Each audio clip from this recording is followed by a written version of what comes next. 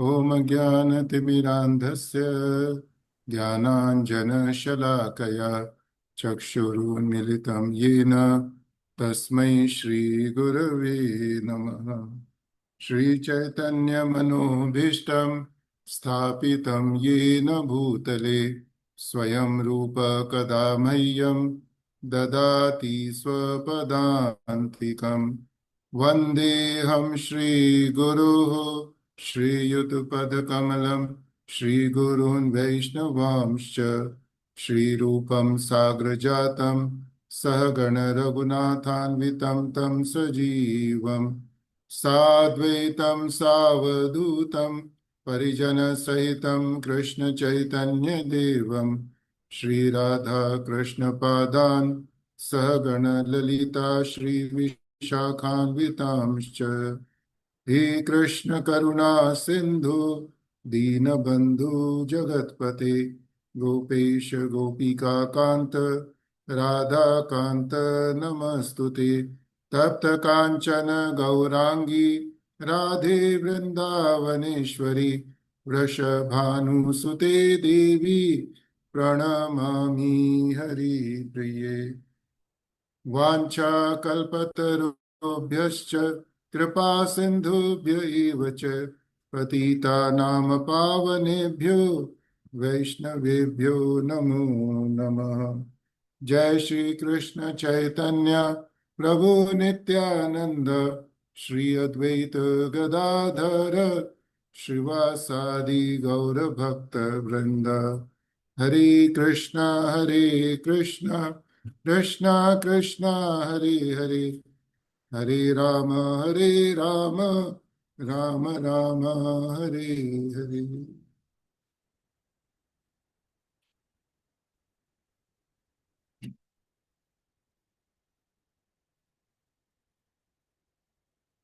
हरे कृष्णा सभी भक्तों का आज के कार्यक्रम में पुनः स्वागत है।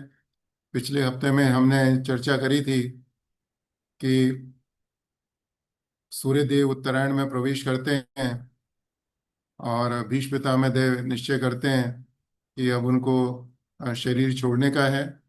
और भागवत में बताया गया विशुद्धया धारणया कि बिल्कुल शुद्ध मन से वह अपनी दृष्टि भगवान के ऊपर केंद्रित करते हैं, या बिल्कुल शुद्ध मन से वह भगवान का दर्शन करते हैं। तो भागवतम में हमको बताया गया है कि अगर हम भगवान का शुद्ध मन से दर्शन करेंगे तो उसका क्या प्रभाव होता है।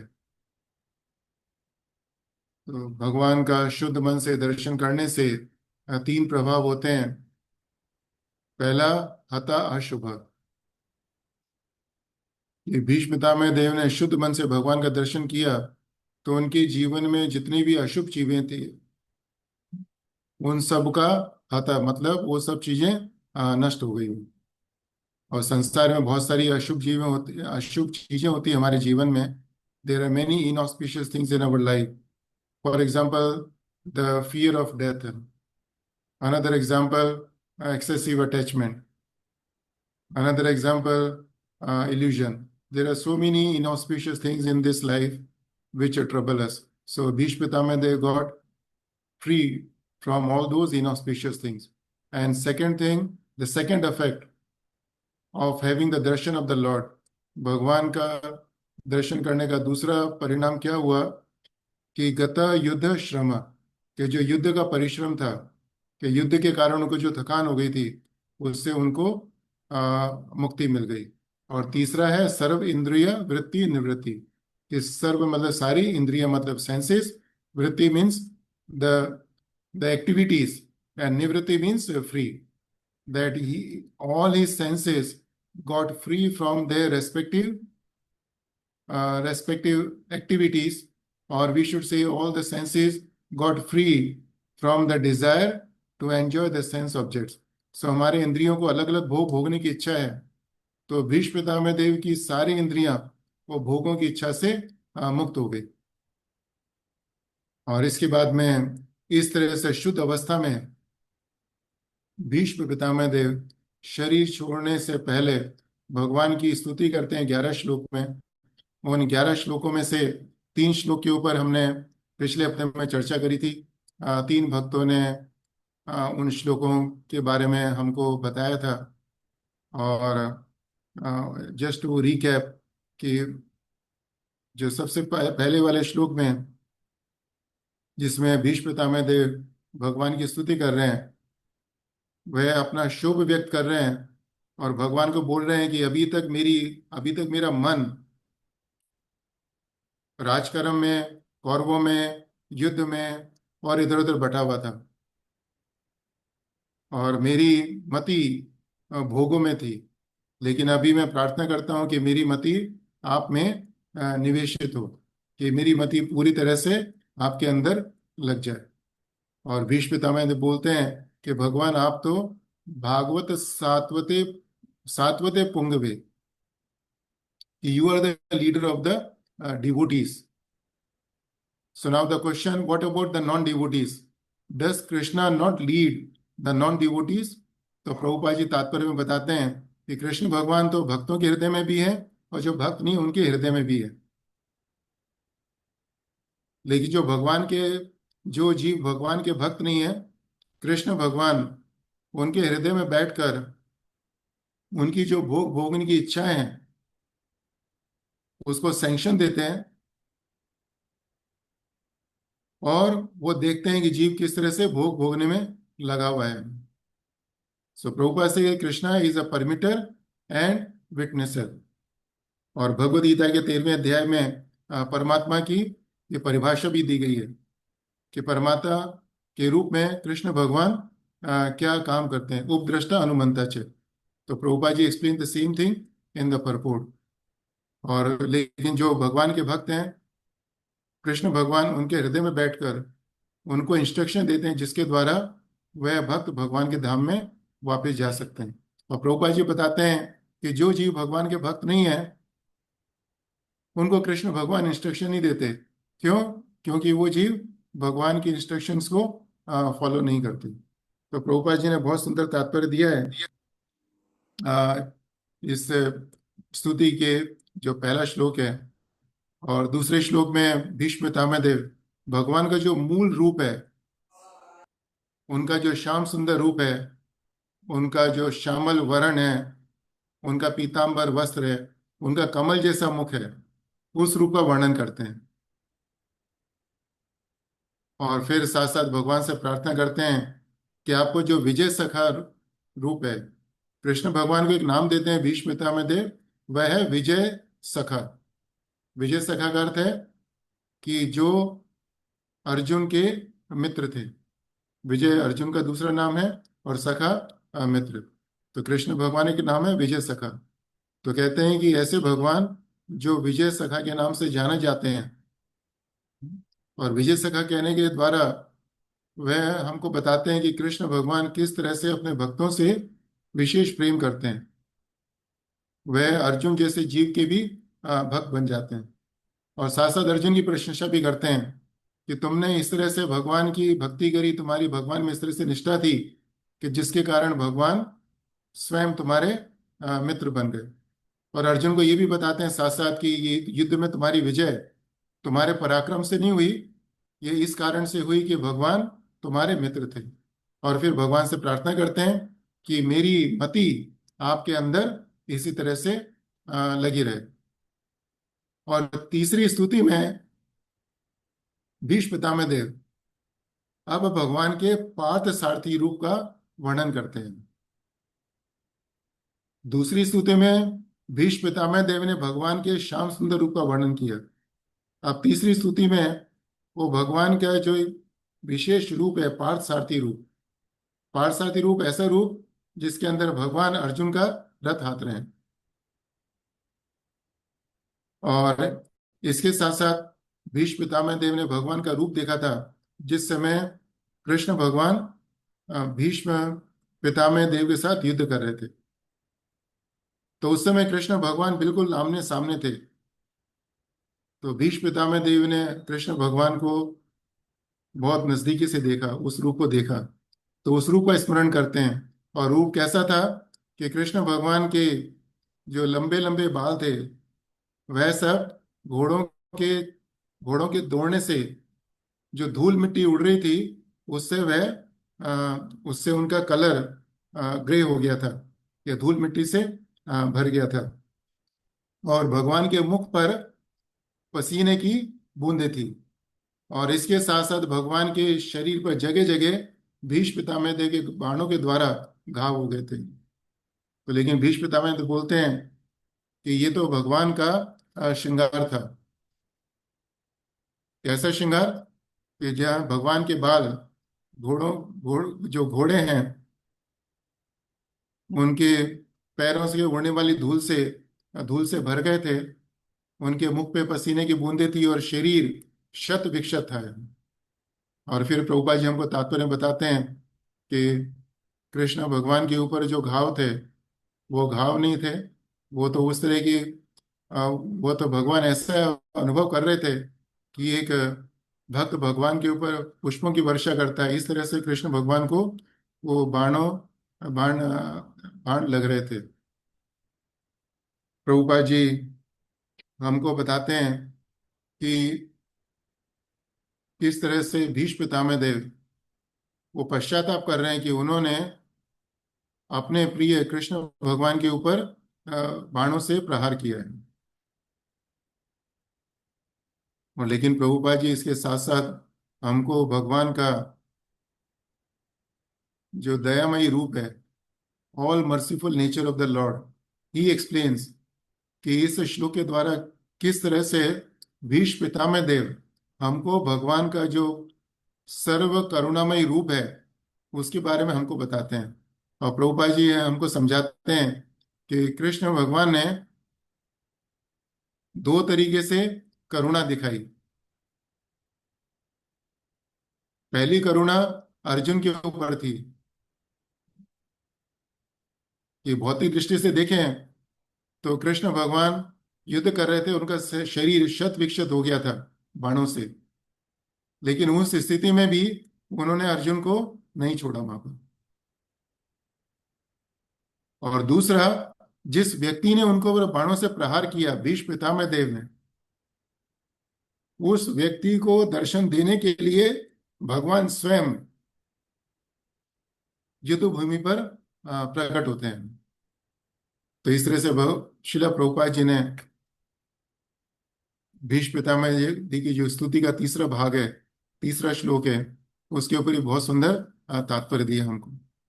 तो इस तरह से संक्षेप में हमने आपको बताया कि पिछले हफ्ते में हमने किस तरह से भीष्म पितामह देव ने जो भगवान की स्तुति करी है उसके पहले 3 श्लोकों में भगवान का जिस तरह से वर्णन किया है उसके ऊपर चर्चा करी थी। और आज हम बाकी के 8 श्लोक हैं जिसमें भीष्म पितामह देव भगवान की स्तुति कर रहे हैं, उन श्लोकों में से कुछ श्लोकों के ऊपर चर्चा करेंगे। हरे कृष्णा। हरे कृष्ण। सपदि सखी वचो निशम्य मध्ये निज परयोर्बलयो रथं निवेश्य स्थितवती स्थितवती परसैनिकायुरक्षणा हृतवती पार्थ सखे रतिर्ममास्तु। ट्रांसलेशन पर श्रील प्रभुपाद की जय। In obedience to the command of his friend, Lord Krishna entered the arena of the battlefield of Kurukshetra between the soldiers of Arjuna and Duryodhan. And while there, he shortened the lifespans of the opposite party by his merciful glance. This was done simply by his looking at the enemy. Let my mind be fixed upon that Krishna. Yeah, this is a wonderful puppet, just like any other great purport of Srila Prabhupada. So a couple of points which I liked in the purport are, first and foremost, Lord is called as Partha Sakhi, that is friend of Arjuna.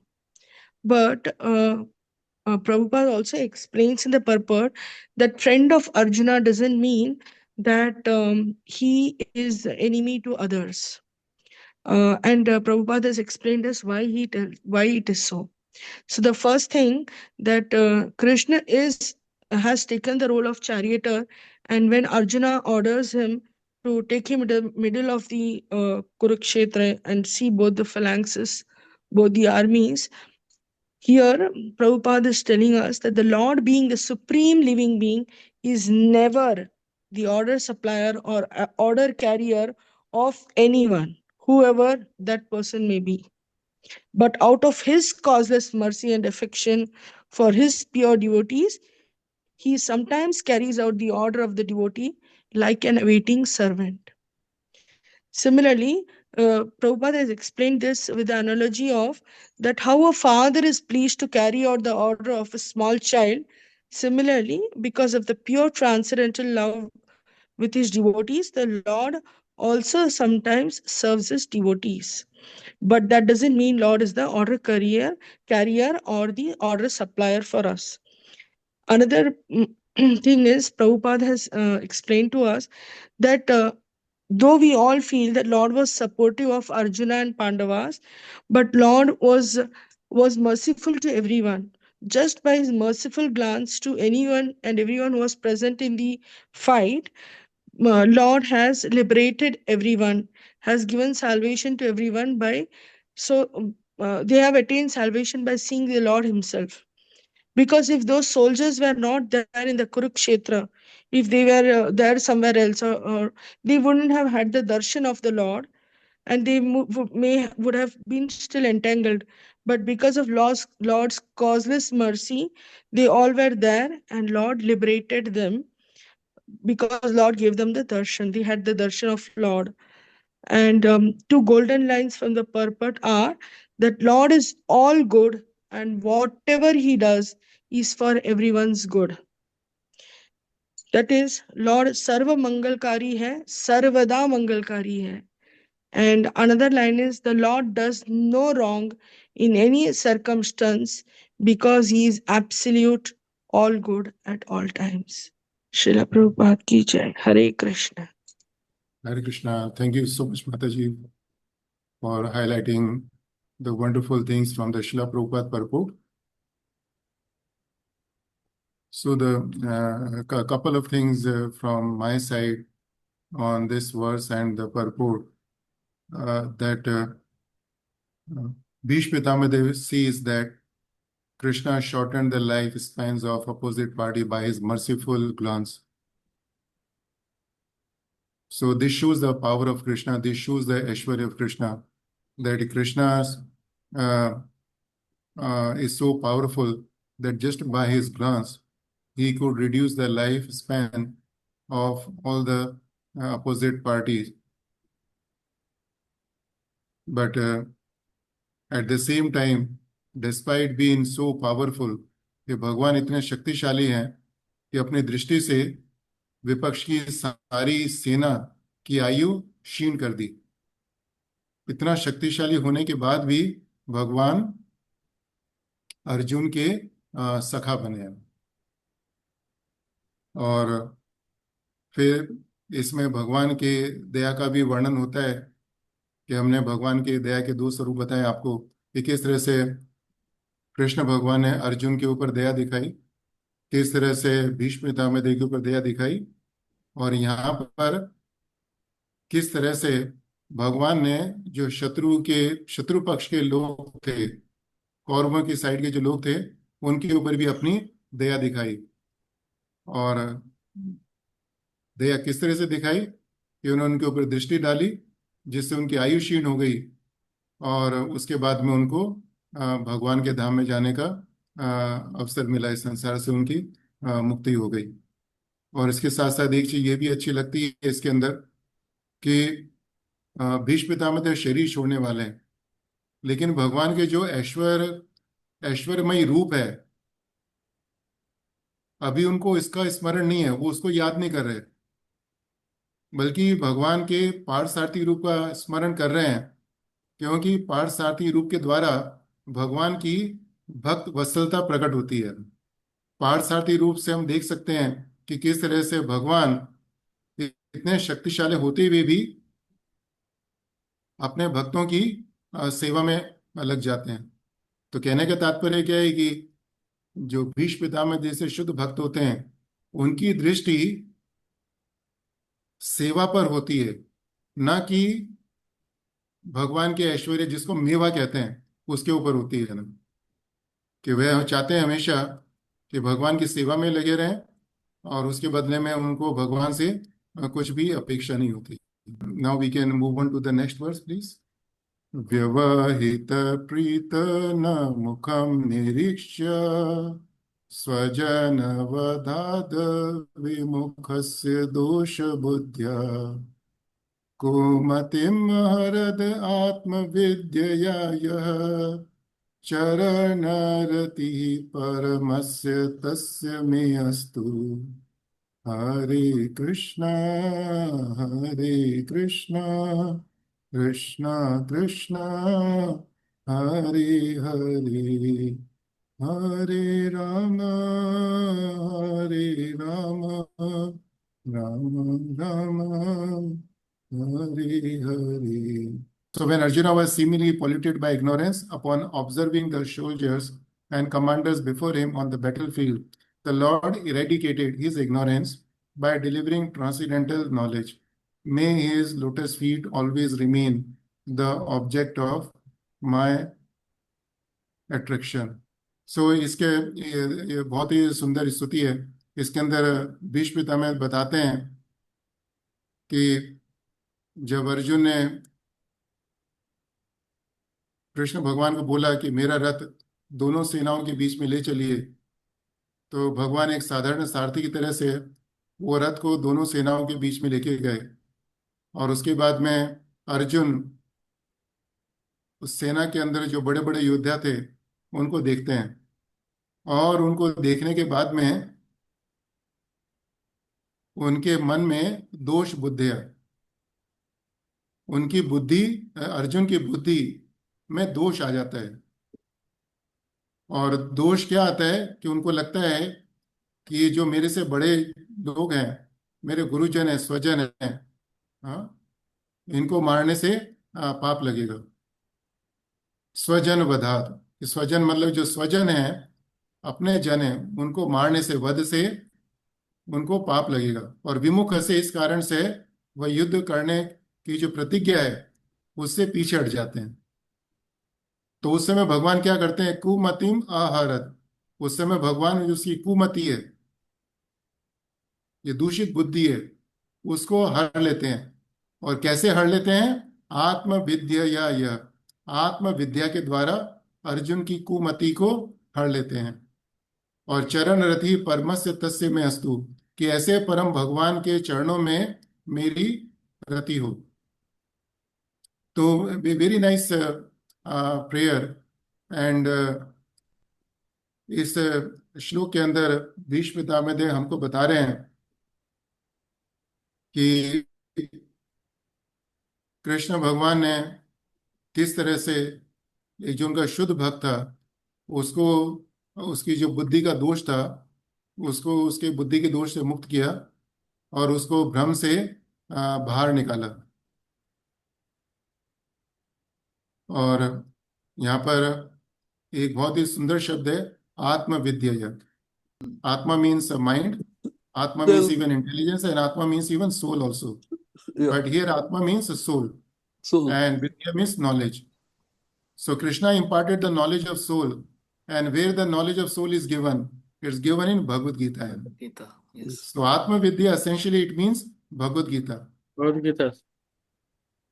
So Bhishma Pitamaha Dev is appreciating Krishna as another form of mercy, where he relieved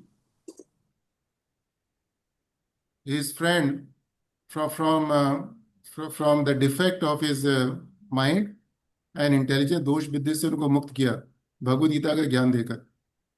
लेकिन the purport is that, अगर हम इसको ध्यान से समझें तो इसका purport यह है कि Bhagavad Gita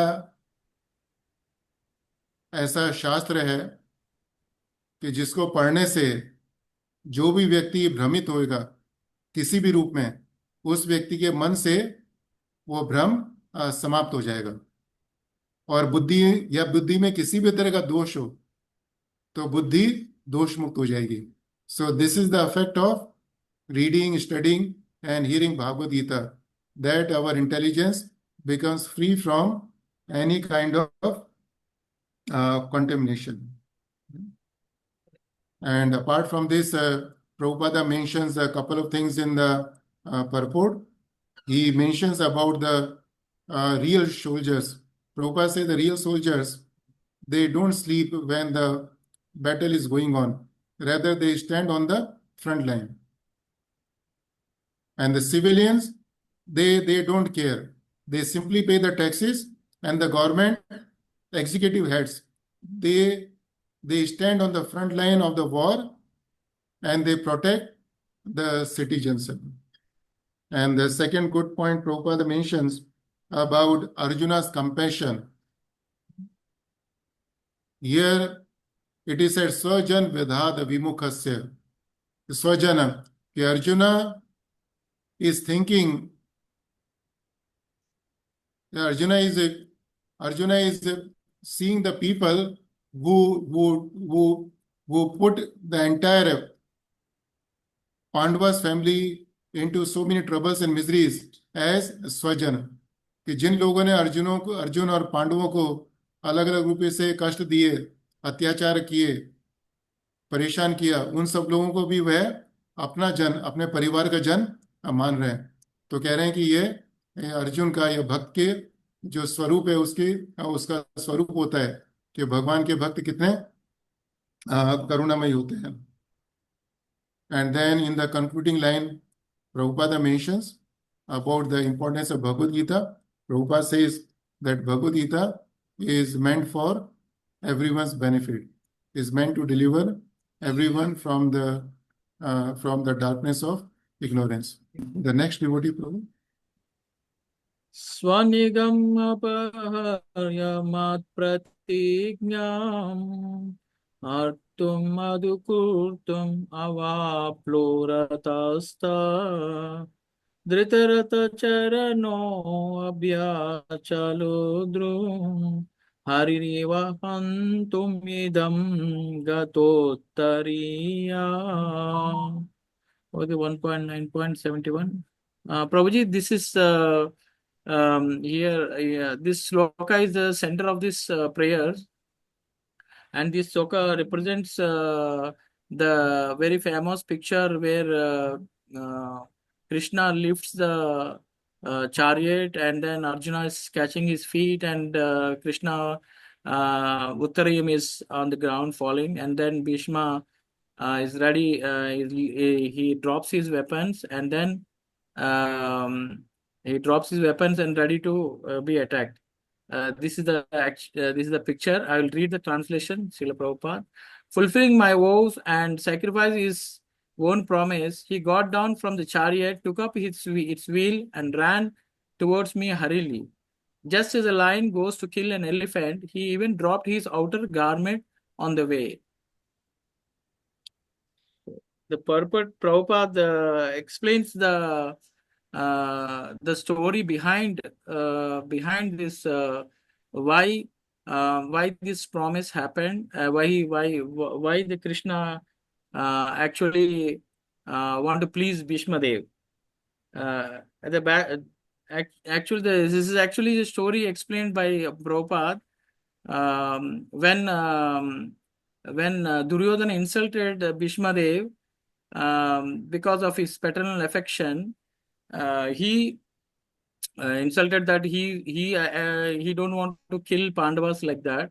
And then so because actually Bhishma Dev is a Kshatriya and warrior, he could not take the insult that he's like he's like siding the Pandavas like that.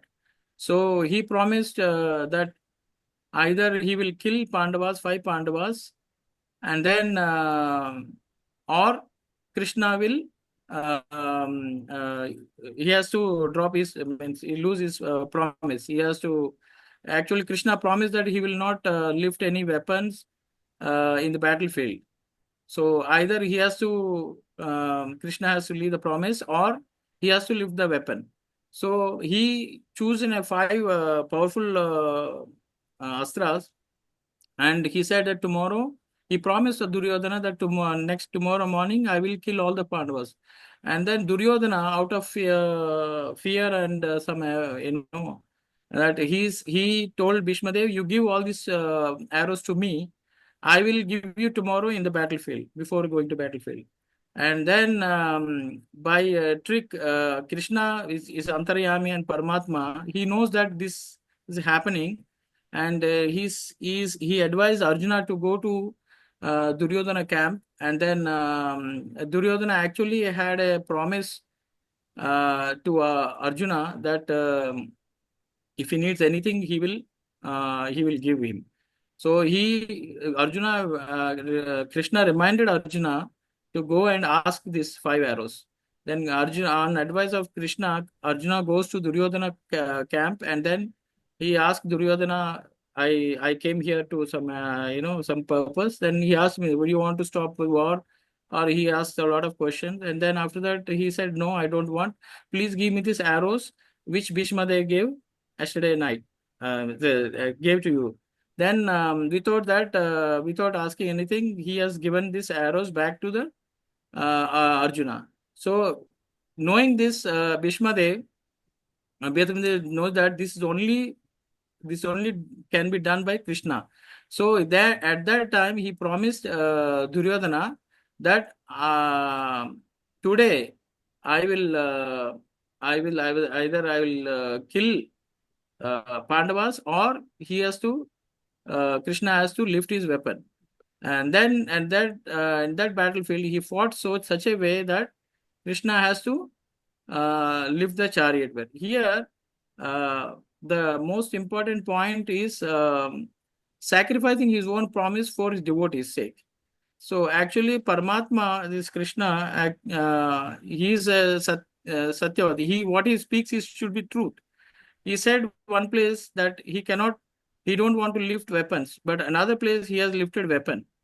But what is the cause behind it? The cause behind is to please his devotees, he is ready to sacrifice his own promise. That was the story Prabhupada here described in the purport. And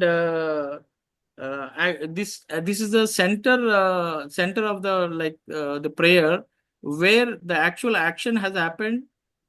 Where Krishna actually got out from the chariot and went to attack Bhishma Dev. So by lifting the wheel of the chariot, Krishna protected Arjuna, and Krishna protected the vow of Bhishma Pitama Dev. And both are the great devotees of the Lord. Okay, Prabhu? And so very nice, Prabhu. And Prabhupada mentions one thing very nicely in the purport, one sentence about Bhishma Pitama Dev, that externally he was fighting with the Lord. He wanted the Lord to lift the weapon, but as soon as Lord ran towards him and wanted to kill him, immediately Bhishma Pitama Dev gave up his weapons, right? Bhishma Dev at once gave up his weapons and stood to be killed by Krishna, his beloved Lord. So the fighting with Krishna was simply external, and this shows the devotion of Bhishma Pitama Dev, that how much love and devotion he had for Krishna. And as soon as Bhishma Deva stood in front of Krishna, the battle was ended on that particular day. Dear Prabhuji Mataji, Krishna willing, we will have the association of each other next Tuesday, 19 August. Hare Krishna, Jai. Hare Krishna, Vancha- Prabhuji. Dandot, Hare Krishna, Prabhu. Dandavat Sriranam Pavnebhyo Vaishnavebhyo Namo Namah. अनंत कोटि वैष्णव वृंद की जय। Jai.